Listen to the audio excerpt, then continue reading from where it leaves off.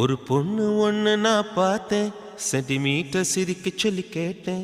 அவ சிரிச்ச சிரிப்பில் 100 பேர் செத்து போயிட்டான்.